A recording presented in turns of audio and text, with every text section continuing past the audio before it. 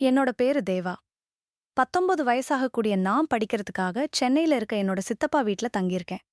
சித்தப்பா வீட்ல மொத்தமா 4 பேரு. சித்தப்பா சக்தி ஒரு பேங்க்ல மேனேஜரா இருக்காரு. ரொம்பவே ஸ்ட்ரிக்ட்டானவரு. ஆனா நேர்மையா இருப்பாரு. சித்தி வசந்தா ஒரு அன்பான ஹவுஸ் வைஃபா இருக்காங்க. 43 வயசாகக்கூடிய சித்தி சித்தப்பா மேல அளவு கடந்த பாசம் வச்சிருக்காங்க. 2 பேருக்கும் கல்யாணமாகி பல வருஷங்கள் ஆகியிருந்தாலும் இன்னைக்கும் அவங்கள பார்த்தா நேத்து கல்யாணம் ஆனவங்கன்னு தான் சொல்லுவாங்க. ஏன்னா 2 பேரும் அவ்ளோ அந்யோன்யமா இருப்பாங்க. அவங்களுக்கு ஒரே ஒரு பொண்ணு தான் இருக்கா. அவளோட பேரு மது. மதுவுக்கு 22 வயசு ஆகுது. சென்னையில இருக்கக்கூடிய ஒரு காலேஜ்ல தான் மெடிக்கல் படிச்சிட்டு இருக்கா. என்னோட சித்தப்பா வீட்ல ஃபர்ஸ்ட் ஃப்ளோரும் இருக்கு. கீழ சித்தப்பாவும் சித்தியும் கிரவுண்ட் ஃப்ளோர்ல இருப்பாங்க. எனக்கும் மதுவுக்கும் தனித்தனி ரூம் மாடியில இருக்கு. அன்னிக்கு நைட் நான் ஆள் தூக்கத்துல இருந்தப்போ திடீர்னு யாரும் என்னோட ரூம் கதவை தட்டுற சத்தம் கேட்டு பயத்துல எழும்பி பார்த்தேன். டைம் பார்த்தப்போ மிட்நைட் 12 மணி. இந்த நேரத்துல யார் என்னோட ரூம் கதவை தட்டுறாங்க அப்படிங்கிற குழப்பத்தோடயே போயிட்டு கதவை திறந்தேன். திறந்து பார்க்கும்போது வெளியில மது நின்னுட்டு இருந்தா. அவளோட முகம் பயத்துல வெளுத்து போயிருந்தது. நான் அவள பார்த்து மது என்ன ஆச்சு, ஏன் ஒரு மாதிரியா இருக்கன்னு பதட்டத்தோட கேட்டேன். அவளோட குரல் நடுங்க ஆரம்பிச்சது. அண்ணா, நான் ரொம்பவே பயங்கரமான ஒரு கனவு கண்டேன். எனக்கு பயமா இருக்கு. தூக்கமே வரல. என்னோட ரூமுக்கு போகவே எனக்கு பயமா இருக்கு. இன்னைக்கு ஒரு நாள் மட்டும் உங்க ரூம்ல படுத்து கட்டுமான்னு கேட்டா, நானும் அவள பார்த்து பாவப்பட்டு பரவாயில்ல, மது உள்ள வான்னு சொல்லி அவளுக்கு தண்ணி கொடுத்து உட்கார வச்சேன். என்னோட ரூம்ல ஒரு சோஃபா இருந்துச்சு. அதுல நான் படுத்துக்கிட்டு மதுவுக்கு என்னோட கட்டளை கொடுத்தேன். கொஞ்ச நேரம் 2 பேரும் பேசிக்கிட்டே இருந்தோம். அப்படியே தூங்கிட்டோம். மறுநாள் காலையில எழுந்தப்போ மது அவளோட ரூமுக்கு போயிருந்தா. குளிச்சுட்டு காலையில சாப்பிடுறதுக்காக கீழே போனேன். அங்க சித்தப்பாவும் சித்தியும் உட்கார்ந்திருந்தாங்க. மது ஏற்கனவே குளிச்சு ரெடியாகி சாப்பிட்டுட்டு இருந்தா. நைட் நடந்தத அவ ஜாலியா சொல்லல. சித்தி சிரிச்சுக்கிட்டே இருந்தாங்க. சித்தப்பாவும் ஒரு சிரிப்போட அத கடந்து போயிட்டாரு. நான் தான் தினமும் மதுவ அவளோட மெடிக்கல் காலேஜுக்கு கூட்டிட்டு போயிட்டு விட்டுட்டு அதுக்கப்புறமா என்னோட காலேஜுக்கு போவேன். அன்னிக்கு மதுவ இறக்கி விட்டுட்டு திரும்புறப்போ ஏனோ என்னோட பார்வை அவ மேலேயே இருந்துச்சு.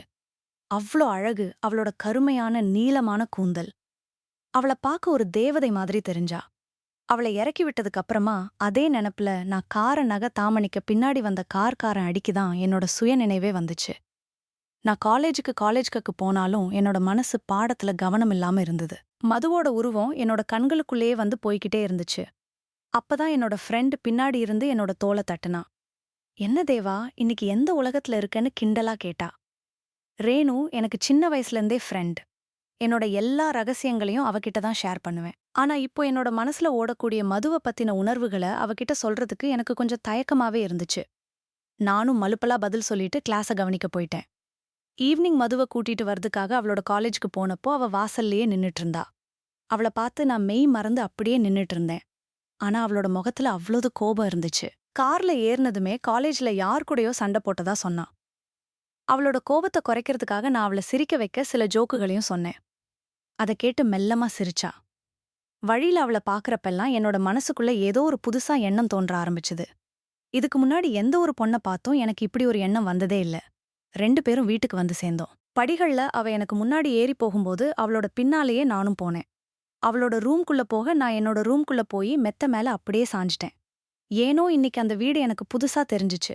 கொஞ்ச நேரம் ரெஸ்ட்டுக்கு அப்புறமா சாப்பிடுறதுக்காக கீழே வந்தேன். அடுத்த நாள் காலையில சாப்பிடும்போது நான் ஒரு முடிவெடுத்தேன். இனி மதுவ பார்க்கக்கூடாது. அவகிட்ட இருந்து கொஞ்சம் தள்ளி இருக்கணும்னு சொல்லி என்னோட மனச கட்டுப்படுத்திக்கிட்டேன். சாப்பிடும்போது சரி, சாப்பிட்டு முடிச்சதுக்கு அப்புறமாவும் சரி, நான் அவளை ஏறெடுத்து கூட பார்க்கவே இல்ல. என்னோட ரூமுக்கு போயிட்டு வழக்கம் போல படிக்க ஆரம்பிச்சேன். ஈவினிங் நான் என்னோட ஃப்ரெண்ட்ஸ் கூட கொஞ்சம் வெளியில போயிட்டு நைட் டிஃபன் டைமுக்கு தான் வீட்டுக்கு வந்தேன். நான் வீட்டுக்கு வந்ததும் சாப்பாட்டு மேசையில சித்தியும் சித்தப்பாவும் மது 3 பேருமே எனக்காக வெயிட் பண்ணிக்கிட்டு இருந்தாங்க. சித்தப்பா என்னோட படிப்பை பத்தி கேட்டாரு. மதுவும் தன்னோட மருத்துவ படிப்பு பத்தி சித்தப்பா கிட்ட சொல்லிட்டு இருந்தா. நான் அமைதியா சாப்பிட்டுட்டு என்னோட ரூமுக்கு வந்து லேப்டாப்ல ஒரு படம் பார்க்க ஆரம்பிச்சேன். அப்போ திடீர்னு என்னோட ரூம் கதவு தட்டுற சத்தம் கேட்டுச்சு.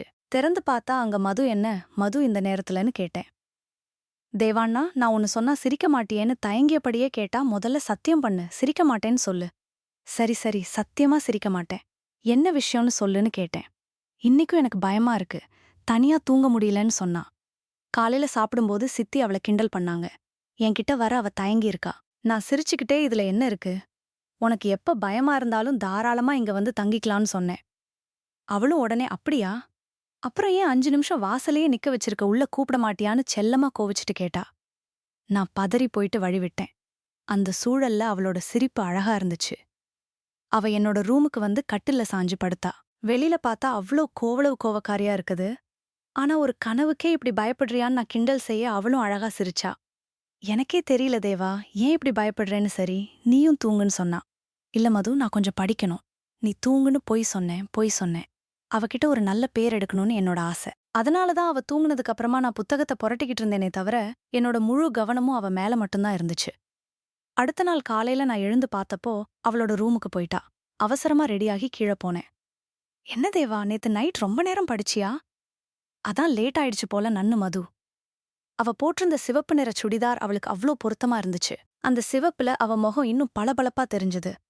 அவளையே பார்த்துட்டு இருக்கலான்னு எனக்கு தோணுச்சு. எனக்கு அவ மேல காதல் வந்துருச்சா, இந்த தவிப்பு என் நெஞ்சுக்குள்ள மின்னல் போல பாய ஆரம்பிச்சது. அப்பதான் என்னோட காலேஜ் ஃப்ரெண்ட் ஒருத்தன் ஒரு விஷயம் சொன்னது எனக்கு ஞாபகத்துக்கு வந்துச்சு. எப்போ ஒருத்தரை பத்தி நீ பகல் கனவு காண ஆரம்பிக்கிறியோ, எப்போ அவங்களோட நினைப்பு உனக்கு இறங்கடிக்குதோ, அப்பவே நீ காதல்ல விழுந்துட்டேன்னு அர்த்தம். அப்பதான் எனக்கு ஃபீல் ஆச்சு, நான் மதுவை உயிரா காதலிக்கிறேன்னு. அன்னைக்கு அவளை காலேஜ்ல விட்டுட்டு திரும்புறப்போ என்னோட கண்கள் லேசா கசஞ்சிச்சு. அவளுக்கு தெரியாது என்னோட இதயம் அவளுக்காக எவ்ளோ துடிக்குதுன்னு. அன்னைக்கு முழுவதும் அவளை பத்தின நினைப்புகளே என்ன ஆட்கொள்ள ஆரம்பிச்சுது. அன்னைக்கு ஈவினிங் அவளை கூட்டிட்டு வர போகும்போது அவ கூட இன்னும் 2 ஃப்ரெண்ட்ஸும் இருந்தாங்க. அந்த ஃப்ரெண்ட் என்கிட்ட இவ என்னோட கசின் இங்க தான் அட்மிஷன் போட்டிருக்கான்னு அறிமுகப்படுத்தியும் வச்சா. மதுவை ஏத்திக்கிட்டு வீடு திரும்புறப்போ அந்த கார் பயணம் ஒரு யுகமா நீடிக்க கூடாதான்னு என் மனசு ஏங்க ஆரம்பிச்சுது. அவளுக்கு பக்கத்திலேயே உட்கார்ந்து பயணம் செய்யறது ஒரு சொர்க்கம் மாதிரி இருந்துச்சு. நைட் டிஃபன் சாப்பிட்டதுக்கு அப்புறமா நான் என்னோட ரூமுக்கு வந்துட்டேன். கொஞ்ச நேரத்துல மது வந்து, தேவா, நான் கொஞ்சம் படிச்சுட்டு உன்னோட ரூமுக்கு வரேன்னு சொன்னா. அவ அப்படி சொன்னது என்னோட இதயத்துல மேளம் கொட்டின மாதிரி இருந்துச்சு. கதவு தட்டுற சத்தம் கேட்டதும் ஓடி போயிட்டு திறந்தேன். மது சிரிச்சுக்கிட்டே உள்ள வந்தா. இன்னைக்கு வாசலையே நிக்க வைக்க போறியான்னு கேட்டுக்கிட்டே கட்டில்ல வந்து உட்கார்ந்தா. கொஞ்ச நேரத்துல அவ தூங்கிட்டா. நான் ரூம் லைட் ஆஃப் பண்ணிட்டு டேபிள் லேம்பை மட்டும் எரிய விட்டேன். தூங்கிக்கிட்டு இருக்க அவளோட முகத்தை பார்த்துக்கிட்டே இருந்தேன். நிலவலி அவளோட முகத்துல விழுகிற மாதிரி அவ்ளோ ஒரு பிரகாசமா இருந்துச்சு. காலங்கள் கடந்ததே தெரியல. என்னோட காதல் அவகிட்ட எப்படி சொல்றேன்ற தவிப்பும் அவளையே பார்த்துட்டு இருந்தேன். ரூம்குள்ள மெல்லிய வெளிச்சம் மதுவோட சீரான சுவாசம் மட்டும் அந்த நிசப்தத்தை நிரப்பிக்கிட்டு இருந்துச்சு. நான் புத்தகத்தை மூடிட்டு கட்டில்ல ஒரு பக்கமா சாஞ்சு அவளையே பார்க்க ஆரம்பிச்சேன். தூக்கத்துல அவ ஒரு குழந்தைய மாதிரி அவ்ளோ அமைதியா இருந்தா. மது, உனக்கு தெரியுமா, உன்னை பாக்குறப்ப எல்லாம் என்னோட இதயம் ஒரு நிமிஷம் நின்னு துடிக்குதுன்னு என்னோட மனசுக்குள்ளேயே பேசிக்கிட்டே. அவ என்னோட சித்தியோட மகன், எனக்கு தங்கச்சி முறை சமூகம் என்ன சொல்லும்? சித்தப்பாவுக்கு தெரிஞ்சா என்ன ஆகும்? இப்படி 1000 கேள்விகள் என்னோட மூளைய கொடைஞ்சாலும் என்னோட இதயம் மட்டும் இதுதான் காதல்னு அடிச்சே சொல்லுச்சு. அவள வெறும் அழகா மட்டும் நான் பார்க்கல, என்னோட உலகமாவே பார்க்க ஆரம்பிச்சேன். நேரம் நள்ளிரவ தாண்டுச்சு. எனக்கு தூக்கமே வரல. அவ போத்தியிருந்த போர்வை கொஞ்சம் விலகி இருந்துச்சு. மெதுவா எழும்பி போயிட்டு அவளோட உறக்கம் கலைஞ்சிடக்கூடாதுங்கிறது மிக கவனமா இருந்து போர்வைய சரி செஞ்சேன். அப்ப என்னோட விரல்கள் தற்செயலா அவளோட கைகள்ல பட்டுச்சு. அந்த ஒரு நொடி என்னோட உடம்புல மின்சாரம் பாஞ்ச மாதிரியான ஒரு உணர்வு. சட்டுன்னு என்னோட கைய பிடிச்சுக்கிட்டு பின்வாங்கின. மது, உன்கிட்ட இதை எப்படி சொல்லுவ? நீயும் என்ன நேசிப்பியா, இல்ல ஒரு ஃப்ரெண்டா மட்டும்தான் பாக்குறியா? மறுநாள் விடியற காலையில மது நான் எழுந்துறதுக்கு முன்னாடியே தன்னோட ரூமுக்கு போயிட்டா. நான் எழுந்தப்போ என்னோட தலையணியில ஒரு சிறிய காகித துண்டு இருந்துச்சு. அதுல மதுவோட கையெழுத்து. தேங்க்ஸ் தேவா, உன்னோட ரூம்ல இருக்கும்போது கிடைக்கிற அந்த நிம்மதி வேற எங்கேயுமே கிடைக்க மாட்டேங்குது. சீக்கிரம் கிளம்பு. இன்னைக்கு காலேஜ் எனக்கு முக்கியமான செமினார் இருக்கு. அந்த சிறிய குறிப்பை பார்த்ததும் என்னோட முகத்துல ஒரு சந்தோஷம். வேக வேகமா குளிச்சுட்டு கீழப்பா போனேன்.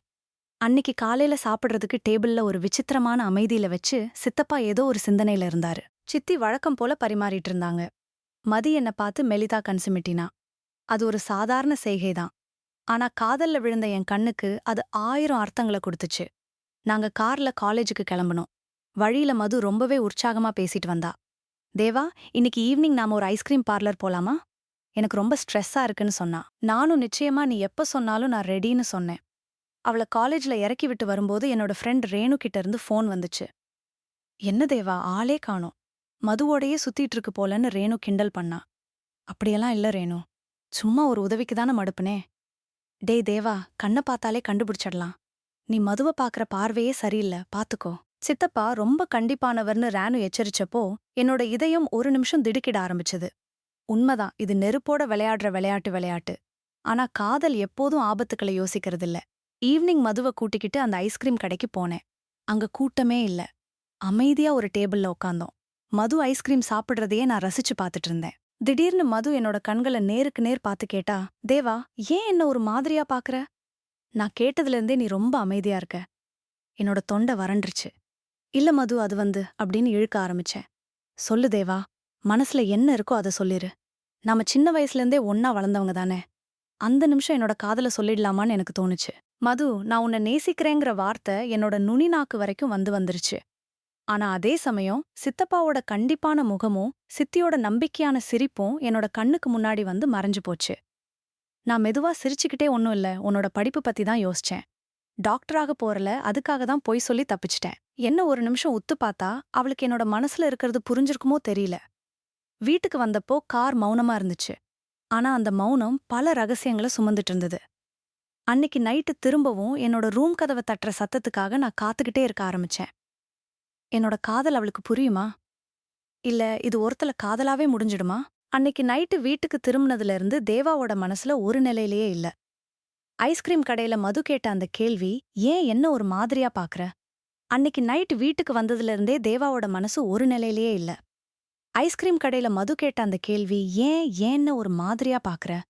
அவனோட மூளைக்குள்ள அந்த கேள்வி அப்படியே இருந்துச்சு. தேவா தன்னோட ரூமுக்கு போயிட்டு ஜன்னல் ஓரமா நின்னுட்டு இருந்தான். வெளியில சென்னை மாநகரம் மின்விளக்குகளால ஜொலிச்சிட்டு இருந்தது. ஆனா அவனோட மனசுக்குள்ள ஒரு பெரிய போரே நடந்துட்டு இருந்தது. நைட் 12 மணி வழக்கம் போல அந்த மெல்லிய சத்தம்.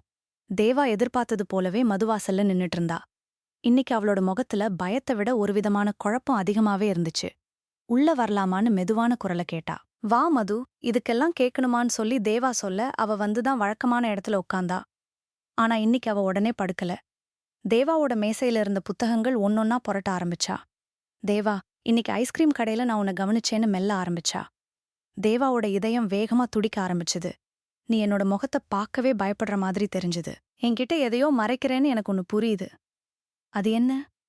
இத கேட்டதும் தேவா திகைச்சு போனான். ஒரு மருத்துவ மாணவியோட கூர்மையான பார்வைக்கு தன் காதல மறைக்க முடியாதுன்னு அவனுக்கு அப்பவே புரிஞ்சுது. மது, அது ஒன்னும் இல்லையே, காலேஜ்ல டென்ஷன் வேற ஒன்னும் இல்லைன்னு சமாளிச்சான். பொய் சொல்லாத தேவா, உன்னை பத்தி எனக்கு தெரியாதா? நாம சின்ன வயசுல ஓடி பிடிச்சு விளையாடும் போதே நீ பொய் சொன்னா உன் காது செவந்துரும். இப்ப பாரு உன்னோட காது எப்படி செவந்து போயிருக்குன்னு அவ சொல்லி சிரிக்க ஆரம்பிச்சா. அந்த சிரிப்பு தேவாவோட பயத்தை ஓரளவுக்கு குறைச்சுது. அன்னைக்கு நைட்டு அவங்க 2 பேரும் ரொம்ப நேரம் பேசினாங்க. சின்ன வயசு நினைவுகள், சித்தப்பா செஞ்ச சேட்டைகள், சித்தியோட கைமனோன்னு அவங்களோட பேச்சு நீண்டுகிட்டே போச்சு. பேச்சுக்கிடையில மது அப்படியே தூங்கி போயிட்டா. ஆனா தேவா மட்டும் தூங்கவே இல்ல. காலையில டைனிங் டேபிளுக்கு வழக்கம் போல எல்லாருமே வந்தாங்க. அப்பதான் சித்தப்பா சக்தி ஒரு குண்ட தூக்கி போட்டாரு. வசந்தா, மதுவுக்கு இப்போ 22 வயசு ஆகுது.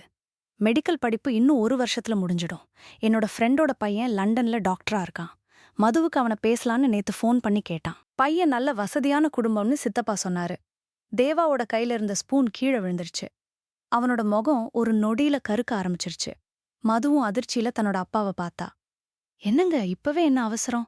பொண்ணை இன்னும் படிச்சு முடிக்கவே இல்லையேன்னு சித்தி இருக்க ஆரம்பிச்சாங்க. மதுவும் அதிர்ச்சியில தன்னோட அப்பாவை பார்க்க, என்னங்க இப்பவே அவசரம்? பொண்ணு இன்னும் படிச்சு முடிக்கவே இல்லைன்னு சித்தி வசந்தா சொல்ல, படிப்பெல்லாம் அப்புறமும் படிக்கலாம் வசந்தா. ஆனா இப்படி ஒரு வரன் கிடைக்கிறது ரொம்பவே கஷ்டம். மது, நீ என்ன சொல்றன்னு சித்தப்பா அவளை நேரடியா பார்த்து கேட்டாரு. மது ஒரு நிமிஷம் ஷேரையே பார்த்தா. அவளோட கண்கள்ல ஒரு விதமான ஏக்கம் தெரிஞ்சது. அப்பா, நான் இப்போதைக்கு இத பத்தி யோசிக்கல, படிப்புல தான் கவனமா இருக்கு அப்படின்னு சொல்லிட்டு வேகமா எழும்பி தன்னோட ரூமுக்கு போயிட்டா.